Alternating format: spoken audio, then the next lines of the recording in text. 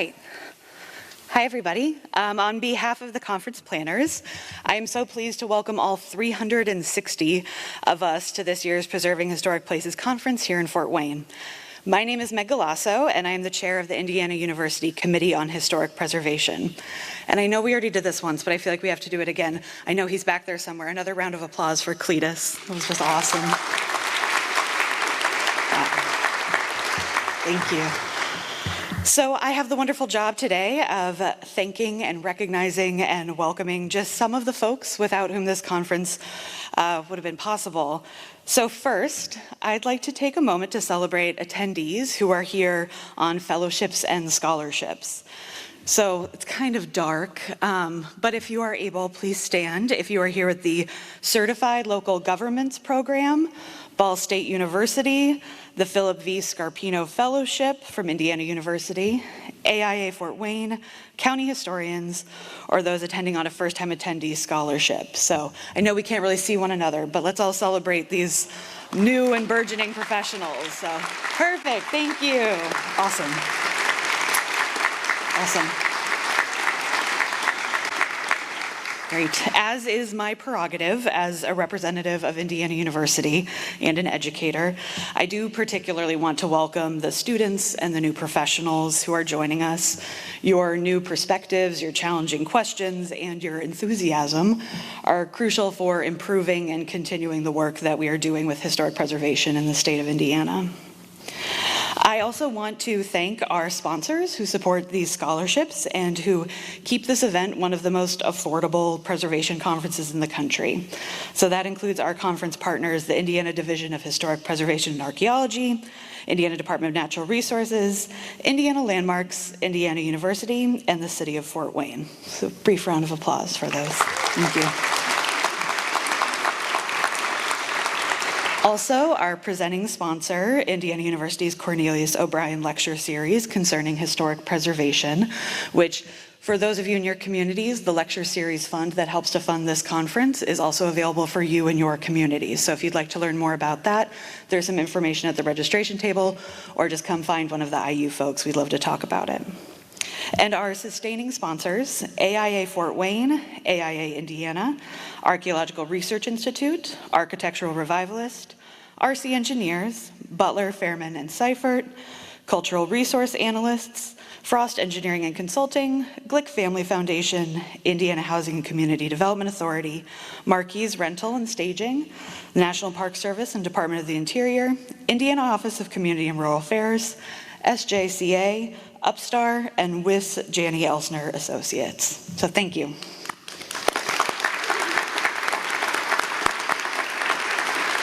Great.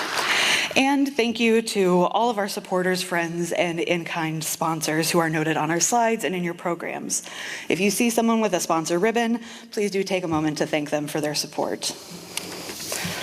All right, now with a bunch of gratitude very enthusiastically expressed, onto our programming.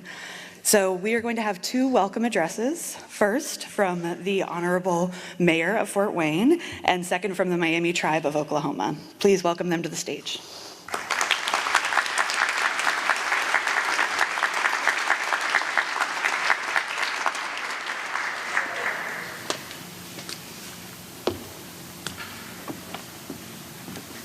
As many times as I've had the opportunity to be on this stage, I've never come up this way. Welcome to the great city of Fort Wayne. Let me see how many visitors we have in the house that have never been to Fort Wayne. Oh my goodness, you all are in for such a great treat. We're so honored to have you here in our fantastic city. Lots of history that exists here. And I have to share with you that throughout my career of being in politics, and I started a little while back, I never quite understood the history that the city of Fort Wayne has until I ran across a dear friend. Her name is Connie Haas-Zuber, and she started sharing with me in different settings how important our buildings are, how the history of our buildings are, and what they have to offer. And she and I had a deep conversation one time about reserving or saving a school that was going to be taken down.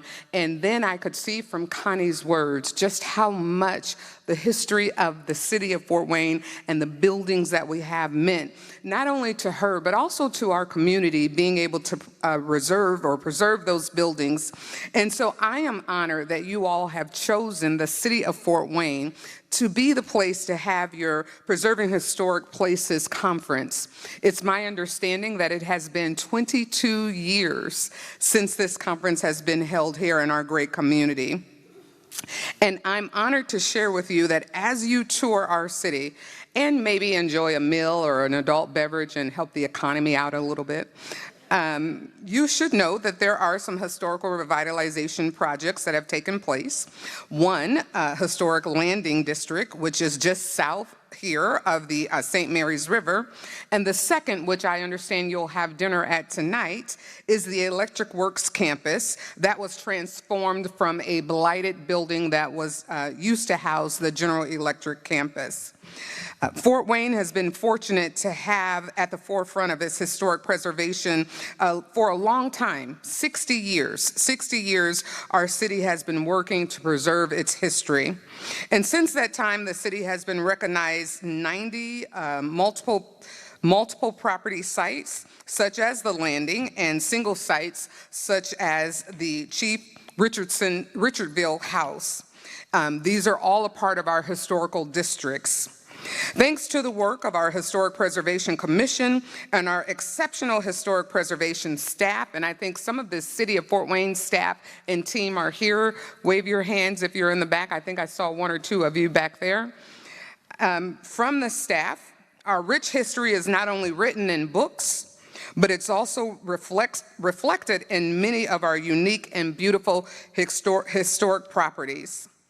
I also want to thank the committee who pulled everything together to be here today, just for taking an opportunity to help recognize the city of Fort Wayne for its historic value that it is adding to the fabric, the fiber, and everything wonderful about the state of Indiana and for our country as a whole. So thank you so much for being here in my wonderful city. I am glad to have you, and I hope that you enjoy your stay. In fact, I trust that you will enjoy your stay.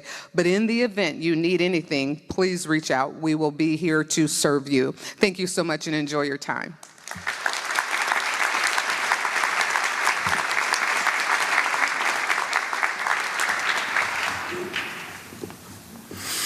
Ayacheki, Asapa Wenswiana, Nila Miamia, Nehe Nila Kakisatakia, Mindito Kalilane, Kikayonge. Hello everyone, it's great to see you all today. My name is Jared Nally and I work for the Miami Tribe of Oklahoma as the Deputy Tribal Historic Preservation Office. And we welcome you to a place that we as Miamiake call Kikayonge, which you all may know as Fort Wayne.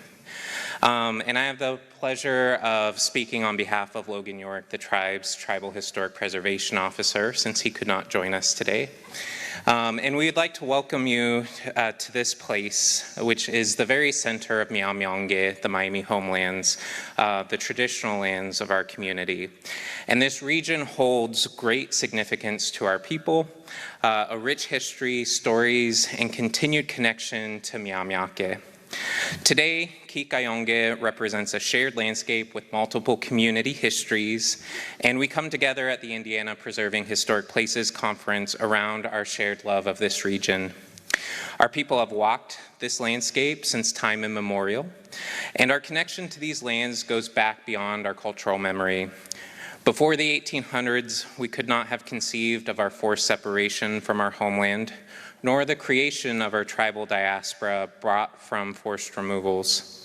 Following decades of warfare and federal Indian removal, the Miami tribe's government now sits outside our traditional Great Lakes homelands and is located instead within the contemporary homeland on the Miamia-Pewalia Reservation in Ottawa County, Oklahoma. However, since 2014, the Miami Tribe of Oklahoma has maintained a government presence here in Kikayonge.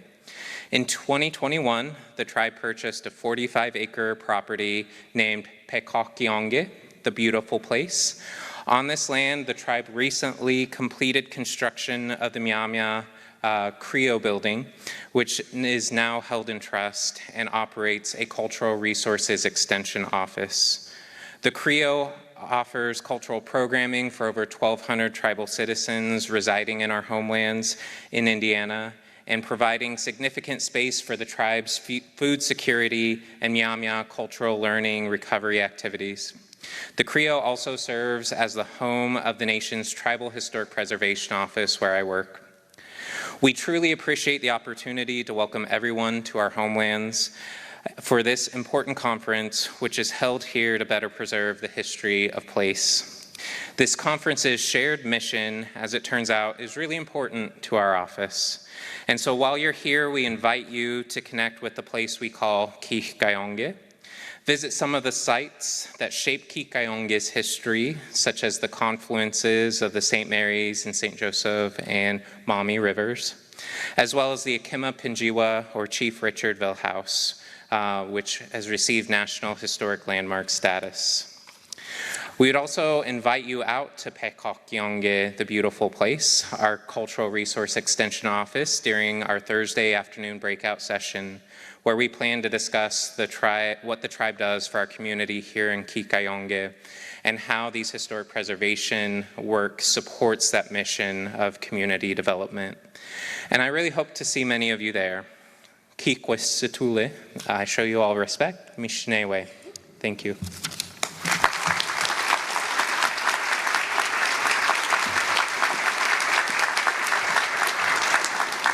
All right, thank you all so much.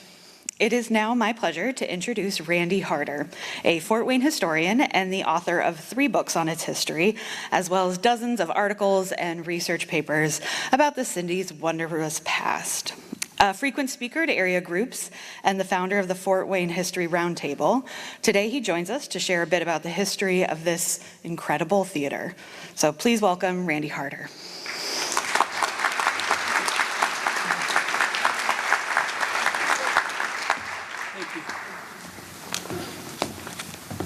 My goodness. Well, I want to welcome you to this fabulous theater today, and I must tell you that we realize how lucky we are to have this collaboration between the local architect A.M. Strauss and the renowned theater architect John Eberson take place. A.M. Strauss designed hundreds of buildings throughout Indiana and Ohio, including 13 buildings at IU campus in Bloomington, Indiana. John Eberson, where are you, John? Well, didn't take me long to goof this up. John Eberson was born in western Ukraine. He designed over 500 theaters in his lifetime, gaining the nickname of Opera House John.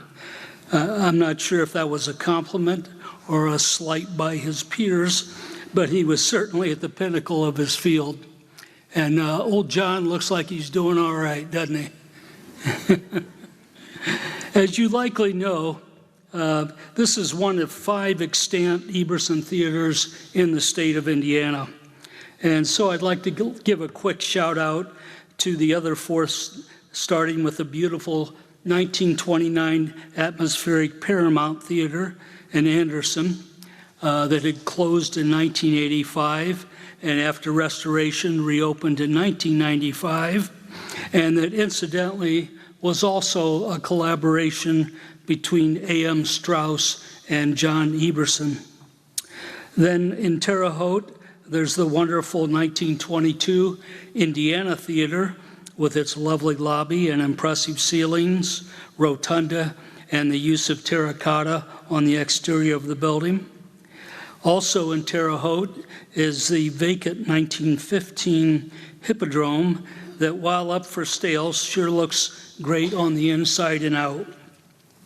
And lastly, the 5th theater by Eberson in Indiana is the 1925 Palace Theater in Gary, Indiana, which has been vacant for many years, and that if that city's plans are implemented, will become part of their downtown redevelopment efforts, and only the theater's facade will survive. with residential housing units slipped in behind. For those of you in your profession, you know that despite best efforts, things change. And if you've been sitting here in 1924, you'd actually be in church. In fact, yeah, right there. That's the choir. But in 1923, the Plymouth Congregational Church decided that it needed a new house of worship, and so they moved 6 blocks away and built a beautiful limestone building, which they still are in today. They then sold 2 years later this church here to the locally owned Fox Realty Company for $92,000, who would level it and then build this gorgeous theater and the adjoining 200-room hotel in its place. The new theater, prior to its completion, was leased to successful local theater operator W. Clyde Quimby, who named the theater the M. Boyd in memory of his mother, Emily Boyd. I don't know if there's some kind of a problem there or what, but I'm a historian, not a historic preservationist, and so I will not attempt to describe the mixture of design elements that Everson and Strauss used to bring this creation to life, because I can't stand people laughing at me.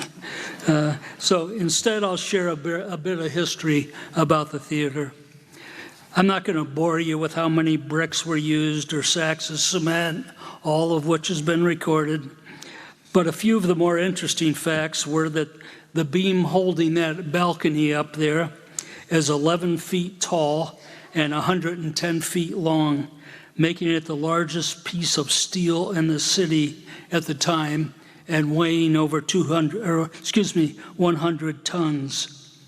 The blade sign that was out on the front of the building was 6 stories high and weighed 5.5 tons, making it the largest sign in Indiana. And one last factoid, there are 283 tons of terracotta on the exterior of this building. In the end, the cost of the site, building and equipment was $1.5 million that when converted to today's money would be $27 million for a single screen movie theater. Kind of salty. And talking about movies, talking movies were scarce at that time. When this theater opened, the only talking movie out was The Jazz Singer, which was the first feature-length movie at 89 minutes long. And so like all theaters in Indiana, and for a number of years, this, our 2,500 seat theater, was mostly very much a vaudeville, play, musical venue, and silent films theater. With great fanfare and no shortage of hyperbole, the opening program with the 2 silent movies in 1928 was Mr. Wu with Lon Chaney and Easy Come, Easy Go with Richard Dix, who would later win well, he's not a name that's familiar to me, he later won an Academy Award, not for Easy Come, Easy Go though. Also on opening day was Bennington's Harmonica Band and the traveling Keith Orpham vaudeville show, and Frank Richardson, the singing Joy Boy, not sure what that's all about, and more. And this was for 40 cents for the matinee, 60 cents for the evening shows, and children just 25 cents. The M. Boyd's grand opening on May 14th, 1928 was a smashing success. And by the end of the mid-1930s, Clyde Quimby was successfully operating 6 of Fort Wayne's theaters that, depending on their size and location, featured either A, B, or C run films and entertainment. A real showman and promoter, and businessman, Quimby died in 1935 at age 54. However, his widow, Helen Quimby, continued to operate this theater, the Embassy, until it was sold to the Alliance chain in 1952. And at that point, the name of the theater was changed to the Embassy. Like most theater palaces of the 20s and 30s, the Embassy eventually fell on hard times. And this theater changed hands 5 times within 6 years between 1968 and 1974, none of the owners being from Fort Wayne. Now, I can certainly remember being about 12 years old and sitting up there in the balcony with my pals and flicking popcorn over the railing. And so if any of you were startled by that, I want to take this opportunity to really sincerely apologize, sort of. But while the Boyd and the Embassy after it had a fantastic run, the population shift to the suburbs, parking problems downtown, high infrastructure and maintenance costs, and the public chasing newness caused the theater, after 44 years, to close its doors in 1972. Fortunately, as it turns out, this building was saved by an organ. And not just any organ, but that organ sitting right there. And that's because, besides the fact that it had a leaky roof and many other issues, a band of organ aficionados, led by Bob Goldstein, thought that maybe they should try to buy the organ and move it. After consideration, they decided that taking apart the 1,100 pipes that range in size between 7 inches and 16 feet tall, not to mention the snare and bass drums, cymbals, Chinese gong, and various other noisemakers that are behind these 2 light fixtures on either side. They decided that moving the organ was going to be a non-starter. So instead they landed on the scary idea of actually trying to save the whole building. And thus, in 1972, even though they didn't own the building, they founded the Embassy Theater Foundation. Between 1972 and 1974, the theater, while never operating during that 2-year period, had different owners and was deteriorating. It was lastly owned by the Sports Service Company of Buffalo, New York, and was headed for the wrecking ball. In a last-minute agreement in 1974 between Sports Service and the Embassy Foundation, Sports Service agreed to sell them the building for $250,000, provided they could raise the money within 60 days. While I won't go through all this Save the Embassy fundraising efforts and machinations that ensued, and that ultimately a few months extension was given, but in June of 1975, the money had been raised, and the foundation now owned a building that needed lots of physical work and millions of dollars in upgrades. Some of the pipes of the organ. So really, fortunately, this scores of volunteers with various skill sets, or even just strong backs, came forward and spent years taking apart, cleaning, restoring, recreating, and maintaining this grand theater as it looked in 1928. Even now, 50 years after the Embassy was saved, there's a cadre of 200 volunteers that management can and do call on. One of the more recent projects was the $10 million expansion of the stage to accommodate large touring companies and production events. Also, the conversion of upstairs room into a large ballroom, which you just had lunch in, and used to be hotel rooms, building administrative offices, putting in a rooftop patio, and new dressing rooms. That's the very short version, very short, of this theater's 97-year history.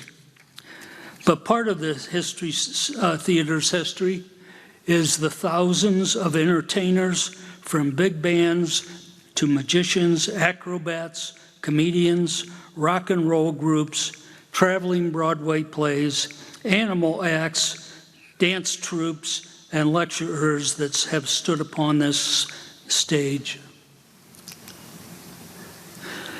So just for fun, I looked through the massive archives that are housed here, and I put together a list of some of the performers that I recognized. I can tell you there were hundreds of names, especially from the vaudeville era that were unfamiliar to me, so I conveniently left them off the list.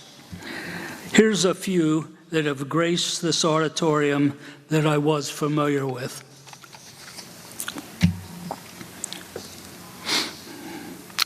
So when I was finishing up these slides the other night, my wife looked at the list and said, "I can't believe the biggest, most impactful, legendary rock and roll band of the 1960s never played the Embassy." So as you might imagine, the next day I was back down here combing through the archives again, and by golly, somehow I had missed that, as it turns out, everybody important really did play the Embassy at one time. Yeah, I can't believe I missed them. Anyway, we're pretty proud of this theater and of our city, and we appreciate your visiting us here in Fort Wayne. So thanks for your attention, and enjoy your conference. Thank you.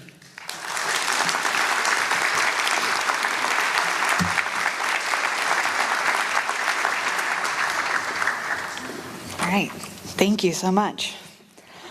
Next, I am pleased to introduce Donovan Ripkema. Donovan Ripkema is principal and CEO at Place Economics, a Washington, D.C.-based real estate and economic development consulting firm, providing services at the nexus of historic buildings and economic development. He has undertaken assignments for public and nonprofit sectors in 49 states. He also teaches a course on the economics of historic preservation at the University of Pennsylvania, where he received the 2008 G. Holmes Perkins Award for Distinguished Teaching. Ripkema was educated at Columbia University, receiving a Master of Science degree in Historic Preservation.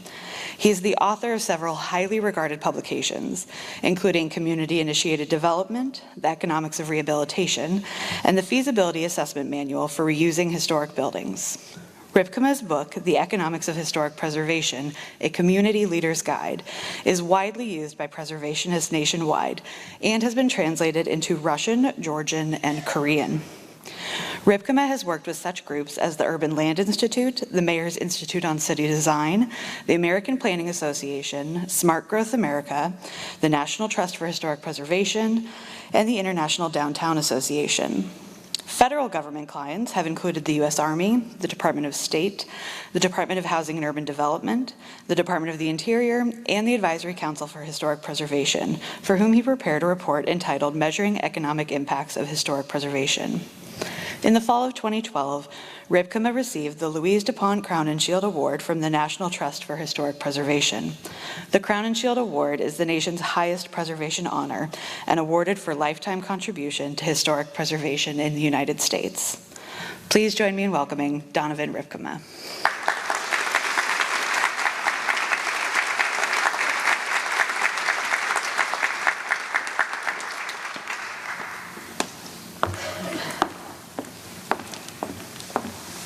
Well, I can guarantee you that this presentation will neither be as exciting as the organ or as interesting as this great story of this theater, so you're just going to have to put up with it.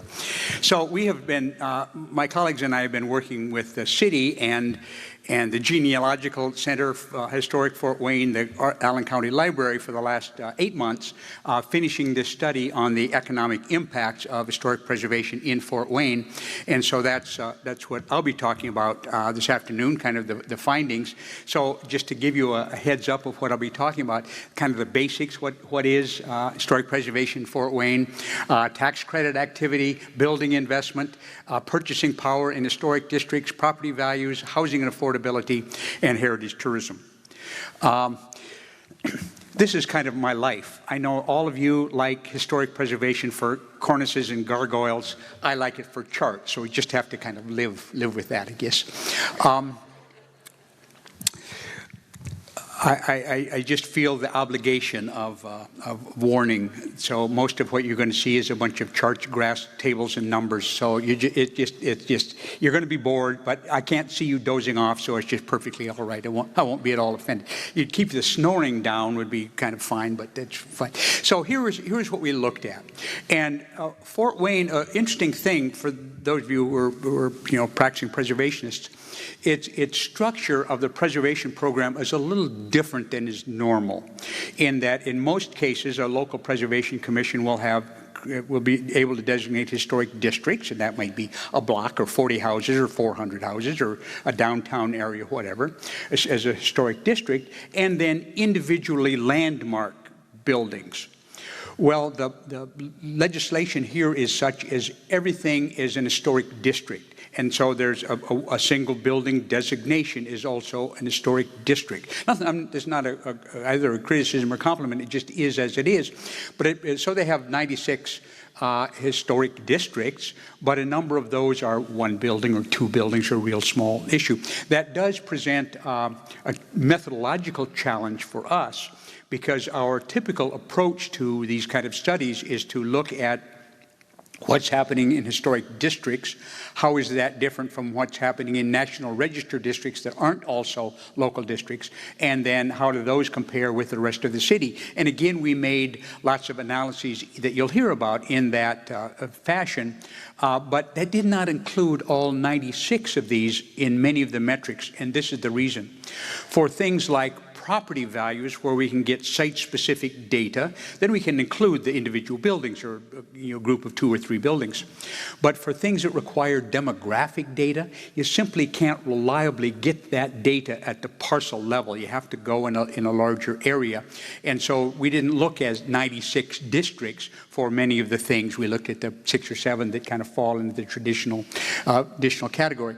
The other thing that is really, this is a fabulous, by the way, community development staff and preservation staff in Fort Wayne. And they were wonderful, wonderful clients. We learned a lot going on from them, and I'll show you some examples where they smartened us up. But one of the things that they've done here, that along with the state, that we all should be doing, but we haven't run into many cases where it's been true, is that along with what they have listed, they've already identified eligible historic areas, which triggers 106, an eligible district, triggers 106 for those of you preservation geeks, so that helps kind of manage change over time. But it also gives a kind of heads up, here's where our kind of upcoming opportunities are, those areas that are not yet districts but could be. And so the red stripe areas are potential eligible areas. In the city of Fort Wayne, less than 1% of the land area is in historic districts. And then, 3% or so in National Register districts. So not much of the land area falls under the purview of the Preservation Commission. A little larger share of the population than the share of the population of the city lives in historic districts in the land area. That's because of the density, and I'll get to that in a minute. Now, again, we don't do comparative studies of what's true in city X and what's true in city Y, but I will say this is lower than in many places. We often see 3 or 4 or 5 or 6% of the area in under the protection of the Preservation Commission, and it's less than that in Fort Wayne.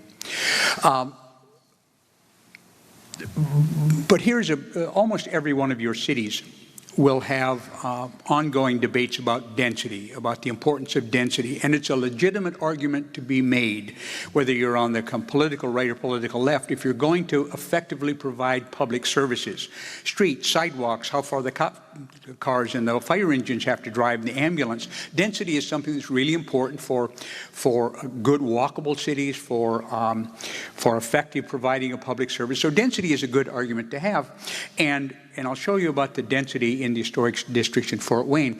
But here is the typical size square footage of the houses in local districts, in National Register districts that aren't also local districts, and the rest of the city. And so you can see that the average size of the dwelling is a little larger in the local historic districts. But when we look at a good measure of density is housing per acre, is you see the densest part of the city, in fact, is the local historic districts. They have more housing units per acre than does either National Register districts or the rest of Fort Wayne, the residentially zoned areas in the rest of Fort Wayne. And that has major consequences. And one of the reasons, there's really a couple of reasons for that greater density. Smaller lot sizes, but here in Fort Wayne, the major issue is the variety of housing typologies. So where the rest of, you'll see in a minute, in the rest of the city is 92 or 93% single-family dwellings. Here, a sizable chunk of the historic districts in Fort Wayne are multifamily, but on a small scale. So it's really providing density at a human scale. But the other thing that having duplexes, the triplexes, small apartment complexes does, it adds to the diversity of price points. So you get a wider range of people who choose to live there, and it provides that density that's really important. So if there's what the rest of the city and what the National Register looks like in terms of single family. They're overwhelmingly dominated by single-family housing, where the historic districts, in fact, are not. And just to kind of simplify it, here's what the historic district looks like, with that great share, 2/3, 1/3 of single-family to multifamily at some level, where it's 97% single-family in the rest of Fort Wayne. The other thing, tenure, is what the phrase census uses for the difference between being owners or renters. And what you can see is that there is a sizable chunk of renters, a larger share of renters in the local historic districts than in either the NR districts or the rest of the city. Well, that's a direct result of having rental spaces available in those duplexes and triplexes. So you see that spread. But that density also has consequences for the city, in that, taxes are paid based on values of properties, and value of properties are enhanced by density, and there's simply more properties to make payments. So you see that the local historic districts, on a per acre basis, in fact, are paying, providing 3 times as much per acre as in the rest of the residentially zoned land. So that is a big fiscal reward to the city of Fort Wayne from its historic districts. And then here is the income distribution.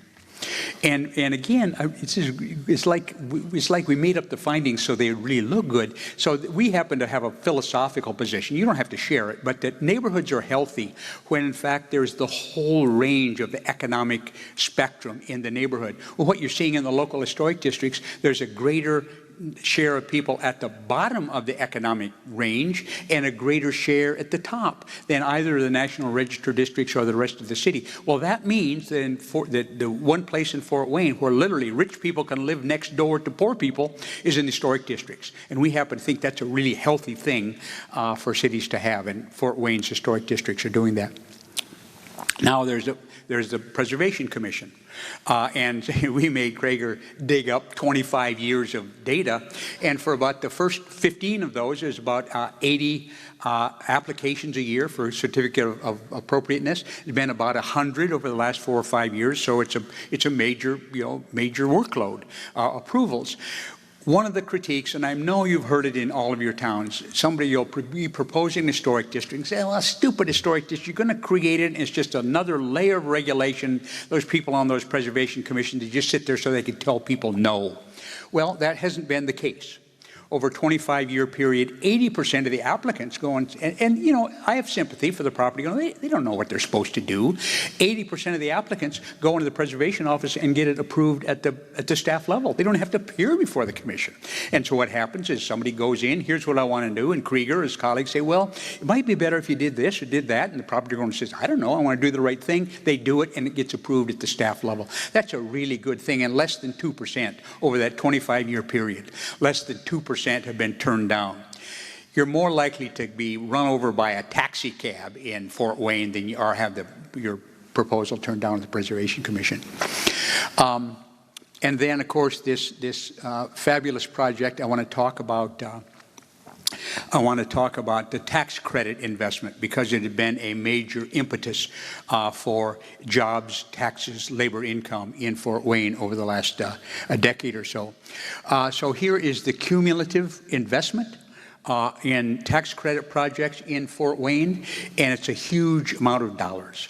And I'm going to talk in a minute about what that's meant over time in terms of jobs, labor income, and taxes. But I think an important thing to recognize, and again, this is kind of geeky preservation talk, but you get the tax credit based on qualified rehabilitation expenditures, QRE. But most projects have expenditures that are not QREs.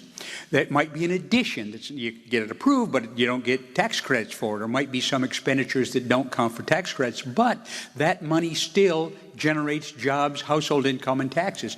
So you can see that over and above the QREs that the investors got tax credit for, there was a whole bunch of additional money that was spent that created jobs, local income, and taxes in Fort Wayne. But here's one of the, I think, nice things, and we love the Giant Project, and you know, the front page of I get the Indiana Landmarks monthly magazine thing, and front page cover the last issue was the electric work. So it's a wonderful project. I don't want to be dismissal of that at all. It's fabulous. Best preservation project that's happened, you know, in Indiana for a number of years. But there's also a lot of projects at the other end, the smaller scale. So the idea that it's only the headline-grabbing giant projects that get tax credit, just not the case. In fact, there's lots of smaller, more modest kinds of projects. Well, here is the cumulative expenditure on the state's residential tax credit. Now, you've been up and down in Indiana on a state-level tax credit. And I'll tell you, just FYI, that in the studies we have done around the country, is that an effective state tax credit will increase from 40 to 60% the use of the federal tax credit. So that extra, whatever it is, 15 or 20 or 25% state tax credit really jumps. Then it makes so many more projects financially feasible. It jumps the amount that's used in the federal tax credit. And for people who care about their state's revenues and don't want to be sending money to those idiots in Washington, federal tax credits do that. They keep money at home, and when we can encourage more federal tax credit usage by an effective state tax credit, we should. So we'll see what happens in this next evolution of the Indiana version of the state tax credit. But this is the residential tax credit, and again, it's been used a lot in Fort Wayne. But once again, a whole bunch of it is kind of mom and pop level thing. People fixed the roof, or did some stabilized the porch. So really, it's good in that it is structured so, in fact, some modest projects can do it. And I think we ought to look for opportunities like that. Also, the tax credit projects over the years over the recent years have generated over 120 or so, 150 housing units, but 3/4 of those have been affordable housing units. So we're really combining making sure we're providing affordable housing with, in fact, rehabilitating great historic buildings, and that you have to be pleased, as do the tenants, that not only is a place to live that I can afford, but it's really a great quality place in a historic building. And here's what it's meant. Is it over an average, just stabilizing it over a year, it's been 258 jobs a year in Fort Wayne. Now, if I were the city's economic development director and I went to the city council and say, hey, I just recruited an industry that's going to employ 250 or generate 250 jobs, I'd get a standing ovation from the city council members. But that's what historic preservation investment is doing year after year after year in Fort Wayne. And those jobs have paychecks. $18 million worth of paychecks, and that is paychecks in the pockets of Allen County citizens. The database we use for the calculation is limited, their impact, limited to the geography which we got the data. So we bought the Allen County data. So that's how many jobs and household income, labor income in Allen County. So there may be workers from Indianapolis or from Bloomington or from Chicago who are coming doing work. That might be true, but none of that's reflected here. This is Allen County benefit. Then the kind of next related thing is the issue about building investment. And one thing that really is evident in Fort Wayne is that the owners of historic properties are good stewards. It's an interesting, I'm headed for Geneva on Saturday. And the major difference philosophically between Western Europe and the United States is we think about property rights. They think about stewardship responsibilities. And if you just have that little change in how you think about your asset, how you treat it is a lot different. But the people in Fort Wayne who own historic properties have got their stewardship understanding. So they're not just fixing their roof so they can live here another 5 years. They're reinvesting their property so it'll be somebody's property, 2 or 3 or 4 generations from now. So the building permits are kind of evidence of that there's a much larger share of the building permits in Fort Wayne that were drawn for historic districts than their share of the land area or the population. So it's those people investing in their properties. So we made this calculation that now they had the electric works, fabulous project, but it skews the data. It was so big and so impactful. But if you just say, all right, let's take that out. Let's not worry about electric works. What is the rest of it? Even if we excluded the 2024 numbers, the rehabilitation of historic properties in Fort Wayne would be among the 50 largest industries in the city. Once again, if you think in economic development terms, it's a big industry we have here working on those buildings. And it's true in paychecks as well. Again, excluding the 2024, $8.5 million in direct paychecks in Allen County as a result of that work. I'll just be economics geeky for a minute. You see these phrases, and they're in the report, of direct, indirect, and induced jobs. And here's what that means. It's kind of how the industry standard of how you report jobs. And here's how it works in historic building rehabilitation. A direct job is the plumber, the carpenter, the electrician working on that project. That's the direct job. An indirect job. So we got to buy two-by-fours to put up a new wall. So we go to the lumber yard and get two-by-fours, and that's an indirect. So there's somebody at the lumber yard now who has part of his or her job paid for by the materials we bought for this project. That's called an indirect job. Job wouldn't have happened were it not for the direct jobs. And then induced jobs are the plumber gets paid on Friday, and then she takes her paycheck and goes to the movies and buys groceries and joins the YMCA and donates to the Baptist church. Those are induced jobs. And the only reason that she was able to go to the movie or buy dinner was because she had a paycheck from that job. So that's what direct, indirect, and induced matters, and all of those are calculated. And again, all the kind of geeky stuff, if you want to read the report, is in there. But the property owner and tradespeople are not the only beneficiaries of this property, of this process. The local governments are as well.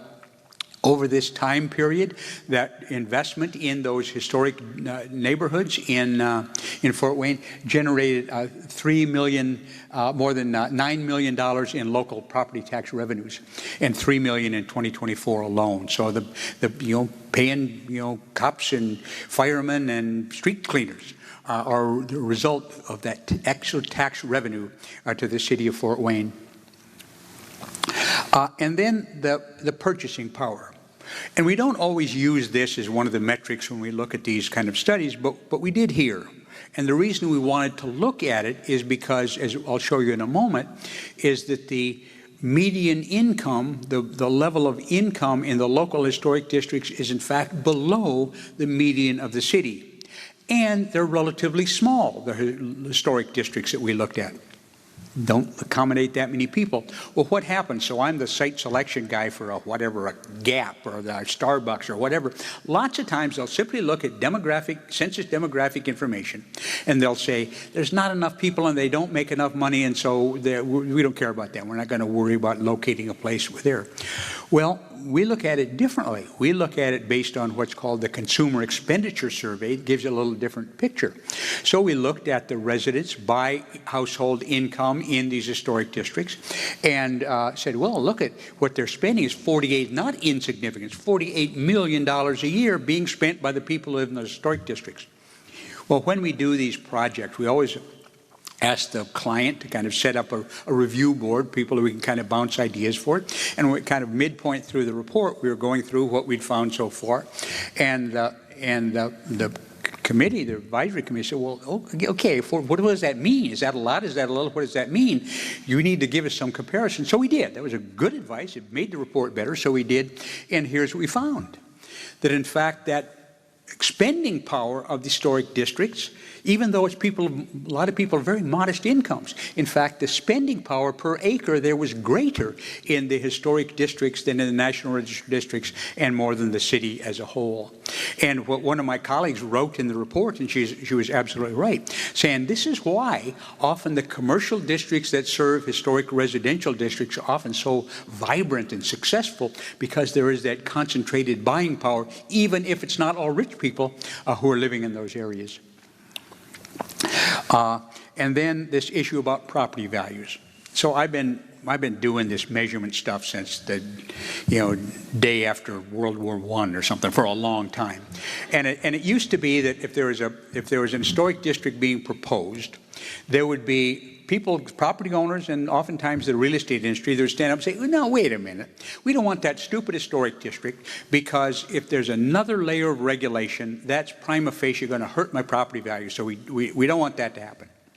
30 years later, the same human beings are saying, we don't want that stupid historic district because my property values are going to go up too much and I'm going to have to pay more property taxes. So same person, opposite arguments. But we looked at this issue of property values in Fort Wayne, and the average house value in the Fort Wayne in the local district is the highest, slightly lower in the National Register districts and slightly higher in the rest of Fort Wayne. But of the three, the property values in the historic districts are the greatest. But and so here is the compounded change in value over the last 15 years or so. But here's the interesting thing. If we looked at the beginning time period, I think that was 2010, in fact, the lowest value per property was in the historic district. Then the rest of the city, and then the National Register, and that absolutely reversed over the last 15 years. In fact, the rate of increase in value in the local historic districts was the greatest, where now they are the most valuable, but at the same time, the most affordable. This is this great combination of economic attractiveness for historic districts. We look at this incremental taxation, incremental value, we call it the preservation premium, the incremental value of the historic properties. And then we make the calculation, what if the value of historic properties only went up at the rate of the rest of the city? What is the difference? And so we measure that incremental, that preservation premium as value, but because property taxes are based on value, then there is this incremental property tax revenue that goes for the county and the city and other local jurisdictions. So just this extra amount of taxes in a relatively small share of the period is enough to pay 4 new police officers at their beginning rate in Fort Wayne, 8 more city employees at the typical entry-level subsidy, plus enough to provide $100 a month rental subsidy for 50 low-income households. So just this extra extra money. Sometimes we say, oh, there's, what does that mean? Well, it means something. That city councils can say, look, this is a value premium. Let's address our needs using that value premium that comes directly out of that market preference for historic properties. And then we looked at this issue of housing and affordability. Now, almost in the last, 5 or 6 years, almost every study that we've done, the client says housing affordability is a crisis in our city, and so you need to look at what role older and historic housing plays in providing affordable housing. Well, it's true every place. Fort Wayne happens to be one of the more affordable cities in America. And so maybe it's less of a pressure point here than it is some other places, but there's nowhere where it's not some significant issue. So we looked at the affordability issues in Fort Wayne. So here's what's happened over the last decade or so, or 15, 14 years in Fort Wayne, that the incomes have gone up at one level. Good news for renters is that the median rent has gone up a less share than the median income. For homeowners or people aspiring to be homeowners, a little different situation. That the home sales prices have gone up more, housing value has gone up more than have the incomes. But that's kind of a starting point to look at what we mean. And then we looked at the median rent. Local historic districts, National Register district, the rest of the city. The lowest rents are in the local historic districts. So contrary to the caricature that's, stupid historic districts, nobody can afford to live there anymore. No, in Fort Wayne, in fact, that's the most affordable place for people to live. And then we looked at this issue in terms of how are you above or below the median household cost for both homeowners and renters. And in fact, the historic districts were better. Doesn't mean that there wasn't people paying more, but a greater share of the people were paying less than the median in historic districts than in the rest of the city. There's a concept in housing economics that says if you're spending more, if the household is spending more than 30% of its income, they're called, on housing, it's called being housing cost burdened. If they're spending more than 50%, you're called a severe housing cost burdened. And that's a people have to be able to live if they're going to be citizens. So we looked at the level, the shares of housing cost burdened in local historic districts, National Register districts, the rest of the city. Too many in all cases, but fewer, once again, fewer in the local historic districts. So this is a place, Fort Wayne is a place where affordable housing is being provided in those great local historic neighborhoods. Now, we looked at the share for owners, and there it's more cost burdened in local historic districts, but that's countervailed for homeowners in the fact that their property value, in fact, has gone up more. So it becomes it's not a wealth issue, it's a cash flow issue that ultimately can be resolved when that property is disposed of. And then we looked at heritage tourism. And again, this was a great, because it didn't occur to me that Fort Wayne, I've over the years done lots of work, particularly for Landmarks Indiana and around all kinds of places in Indiana, but I'd never been to Fort Wayne before we did this study, so I didn't know much about it, and I wasn't very smart about it. But a great component of this study was the part on heritage tourism. And I do have to really recognize three entities that were just really great partners in there, provided data. And once again, the kind of midterm, they said, we think you're missing something. You're missing and we were. And there was some data that we didn't have, but they got it to us. And it was great. We don't mind being corrected, especially at the midterm point, so we can correct it in the end. And that's what we really need good clients and partners for. But these three entities, the Allen County Library and this Genealogical Center and Historic Fort Wayne, or Visit Fort Wayne, just great issues. And here's something that Cherise sent me. They were just in the newspaper the other day to show you what heritage emphasizing place Fort Wayne is this weekend. There is Indian Heritage Days, going to take place this weekend. At the History Center lectures on Fort Wayne's World War II veterans and landmarks. And there's a program on I Knew Johnny Appleseed at the homestead, at the Serving Homestead. So this is a place, this doesn't have anything to do with this conference. It's just this kind of built-in heritage that's true here, activities, both tangible and intangible heritage. So when we looked at the data, when we had the data we needed, when we looked at it, almost a quarter of all the visitors to Fort Wayne fall into the heritage visitor category, both day and overnight visitors. And just so you know that we love all visitors, but the overnight visitors are much more impactful. Is kind of a rule of thumb. About 60% of whatever you spend when you're going on vacation is wherever you spend, where you stay overnight. So having a big share of that being overnight visitors. But you can see those two numbers, 22 or 16 and 7, so 22, 23% of all the visitors fell in the heritage visitor category, but they constituted 29% of the expenditures by visitor to Fort Wayne. What that means is that those heritage visitors are spending more. They're bigger spenders as visitors than somebody who comes to whatever, go to a convention or go play.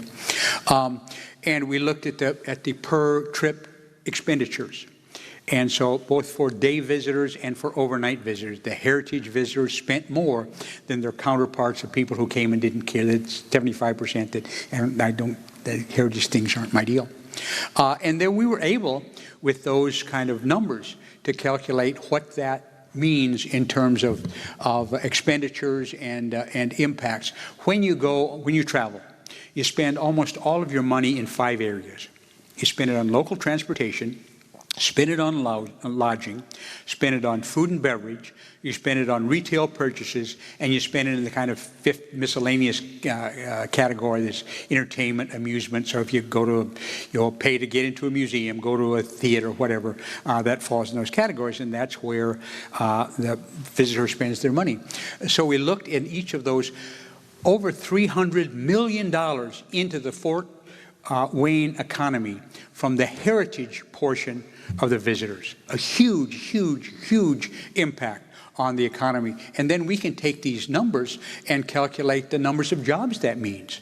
The number of direct, indirect, and induced jobs in each of those 5 categories. So it's steady jobs all year round. Now, these are transparency, these are full-time equivalent jobs. So one job might be 2 jobs for 6 months, or it might be a half a job for 2 years, but a full-time equivalent job. So it's a big job. And then those jobs have paychecks. So it's, $100 million in paychecks from the heritage portion of Fort Wayne's tourism industry. So it's a big, big industry, and I think really, at least from outsiders like me, under-recognized the importance of that in Fort Wayne.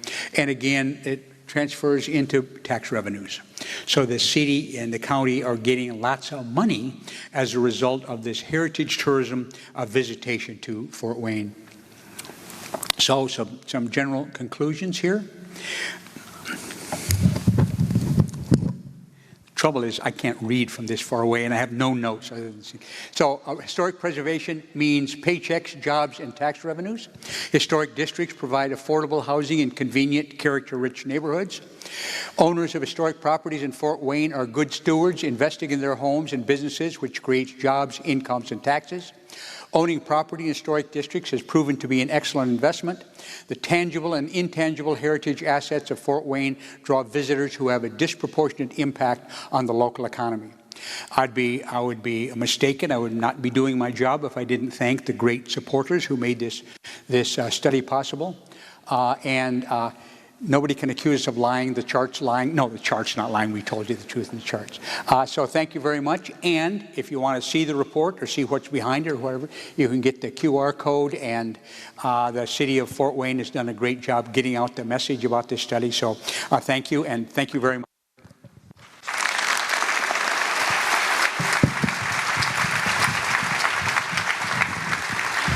Now, I probably can't see any, but I think we have time for some couple questions, right? Yeah, if you'd be willing to take some questions. Oh, I'm happy to take questions. You can say, yeah, question, comment, alternative view, or go back to Washington, you communist. Any of those are perfectly, perfectly appropriate. Yes, right here. Do you use GIS for mapping your data? The question is, do we use GIS for mapping the data? The reason that we can, I've done these studies for quite a while, and one that I did statewide on property values for Indiana landmarks, I don't know, 20, 25 years ago. The studies we do now are much, much more sophisticated and nuanced and more metrics, totally because of three things. One is the availability of open source data sources. The second is GIS. I don't even know what the hell GIS stands for, but I get really smart young people, mostly women, working who do it. And then third is the availability of really smart young people, and that makes it happen. So yes, almost everything we do is GIS based. And when one of my students at Penn, or that I happen to encounter, says, if I want to be in preservation, what do you think is a priority I should study? I say, study GIS. It really is. It's the driver of understanding the locationally based variables. So we use it all the time. Yep. We use Esri. So great. Thank you for asking that. Hi. I'm over here. You can't see. Oh. Hi. The lights are down, sorry. Well, thank you for that lovely presentation and for coming into our community. The question that I was thinking as you were talking about, folks going in front of city council or other members of our community, when you were talking about the tax revenue or the permits that are pulled in these historic districts, what would you say to someone who might counter and say, well, even if they weren't designated as a historic district, those things would still be happening? Is there any research that we could say to back up sort of the importance of the designation itself in that context? Can you say it again? The sound system, I couldn't quite understand, so sorry. Could you repeat the? Yeah. Thank you so much for this presentation and for coming into our community. My question was if there's members of our community that are thinking, well, when it comes to tax revenue or pulling building permits, those things would have happened even if there wasn't a local historic district. So can you give us something to say to those folks about the importance of the designation itself? Sure. The question was, I hear the yelling part, was what about people who say, well, yeah, but that would have happened anyway without the designation, doesn't make any difference. I think here's what I would look at, and that's why you always try to do comparable data, is that the rate of permits, the rate of reinvestment is decidedly higher. More people, a greater share of permits are being drawn for the historic districts than are in the city as a whole. It's a greater share of permits than the land area or the number of buildings in the historic districts. So those decisions are evident in how people are acting. So that it's doing. Now, are some people going to invest anyway? If there were no, of course they are. And I think the good comparison is in the National Register districts. Also, people are, making reinvestments, but they are at a lower rate than in the local historic districts relative to their numbers. So it clearly is, but I also have to say, and I hate being nice to people, so I'm going to get this over with, but I think part of it is that how supportive and helpful the local Preservation Commission and the Commission staff are to applicants. I think, I do feel sorry for property owners. So they don't know what's the right thing to do. They don't know. They just said, somebody told me I want to fix my porch, and somebody told me I had to come and talk to you. I don't know what to do. Well, I think this issue that really is unusually strong in Fort Wayne, of really trying to be helpful to people with questions and interest, I think that encourages people to both reinvest and reinvest in the right fashion, and often reinvest cheaper than doing what the stupid guy at the lumberyard said they should do. So I think all of those have an impact. So, yeah. Does that answer your question? Thank you. Thanks for asking it. Back here. Yeah.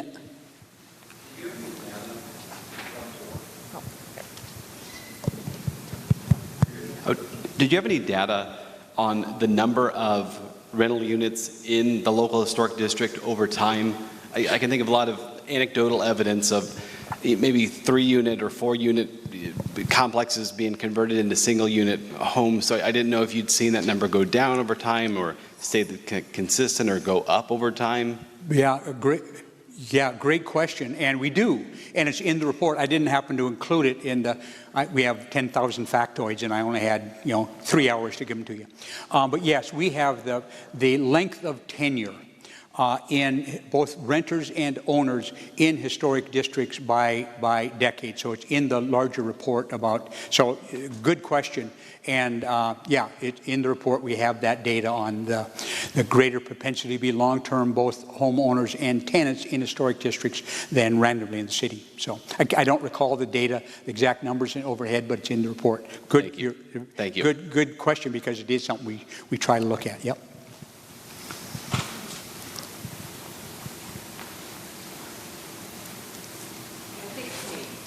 I'm just thinking about the numbers of permits being pulled in historic districts and the numbers of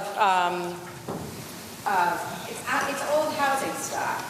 So I'm just curious about whether, because it's old housing stock, it needs to be repaired, as opposed to the new housing stock out in the suburbs where they don't need to pull the building permits in order to do repairs. Is there an argument for that would be an argument against historic preservation? Sure.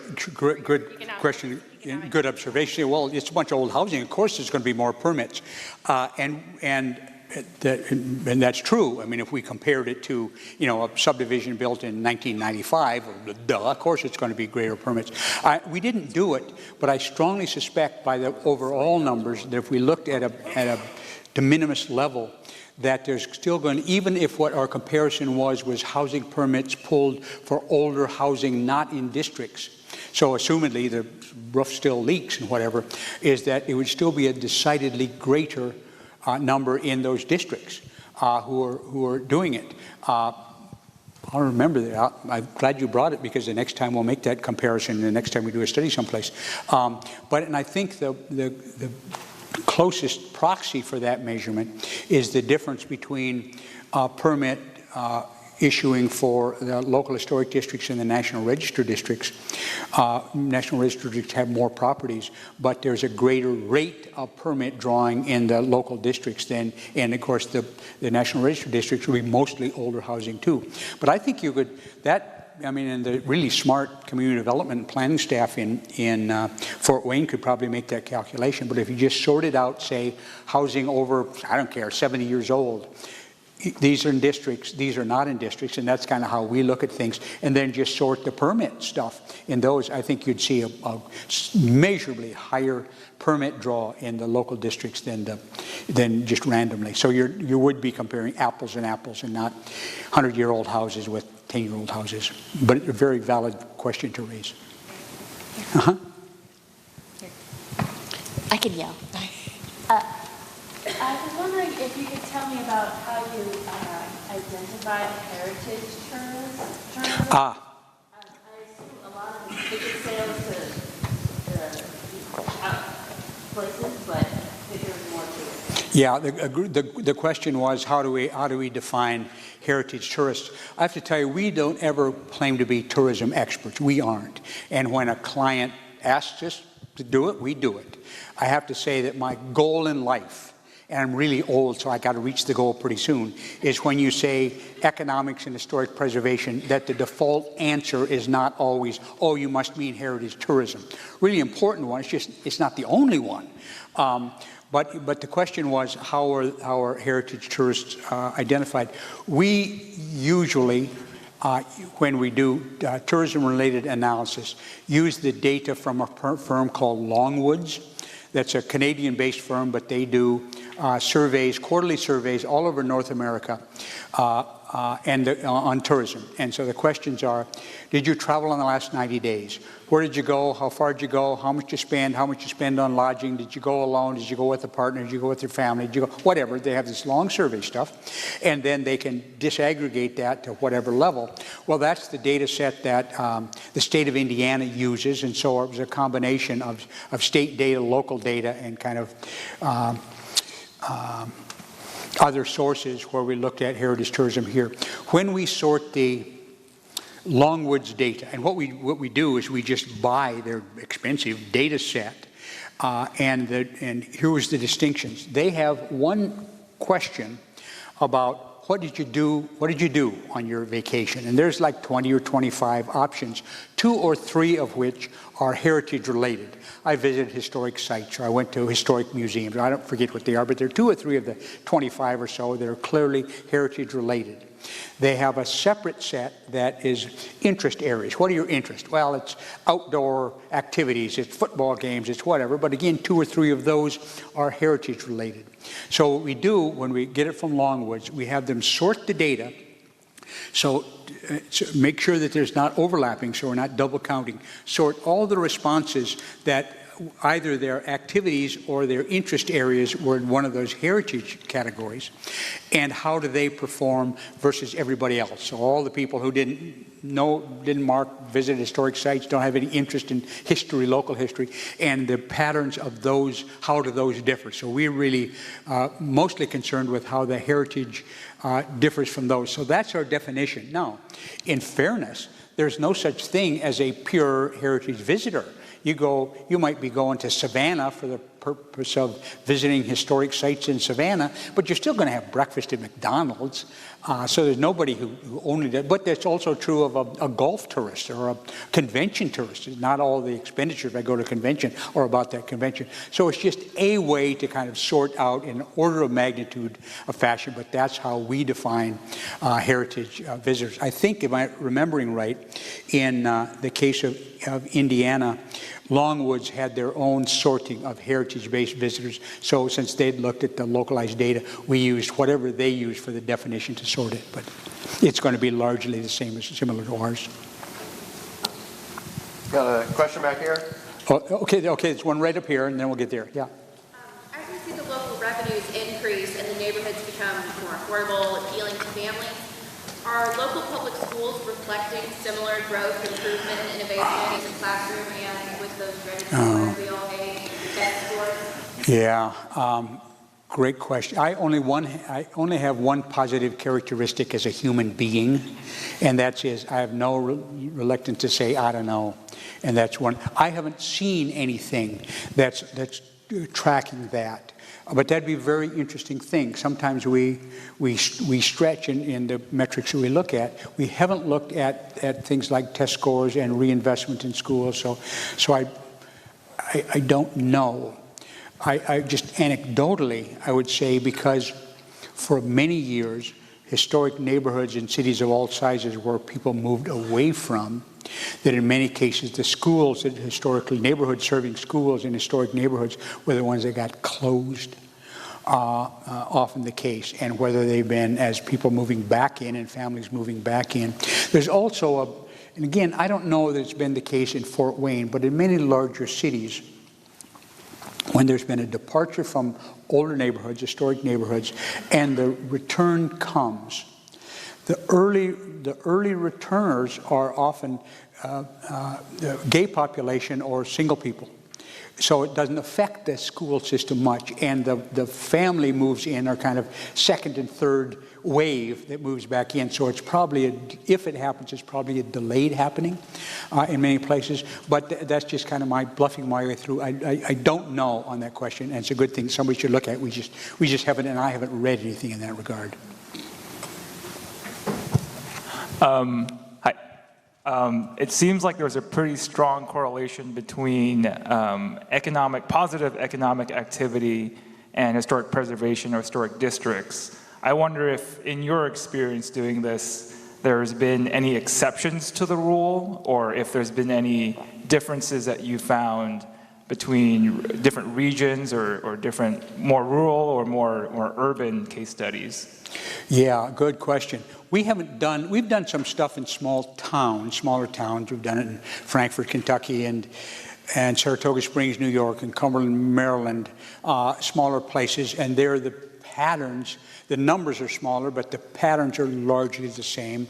We haven't done any in real rural areas, and I would be skeptical, frankly, that it would be, if you took 3 rural counties in Indiana where there's, a county seat town of 5,000 people or something, I would question that there would be much to measure, that you could measure that. I'm not sure, but I'd be a little surprised. The exception being small towns that have Main Street programs that have lots of positive economic impact on a downtown revitalization, preservation-based economic development program.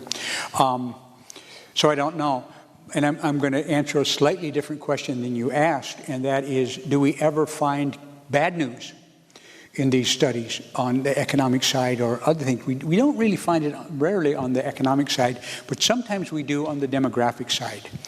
And we don't hide it. We report it. I'm going to give you 2 examples. The first one on the kind of reason why it happens, and the second one on what the client did with it. We did a study in Phoenix. Very large Latino population in Phoenix. And relative to the population of a whole, there was a sizably smaller share of the Latino population who lived in historic districts than lived in the city at large. The historic districts ought to serve the breadth of our communities, and the Latin community in Phoenix was really underrepresented in historic districts.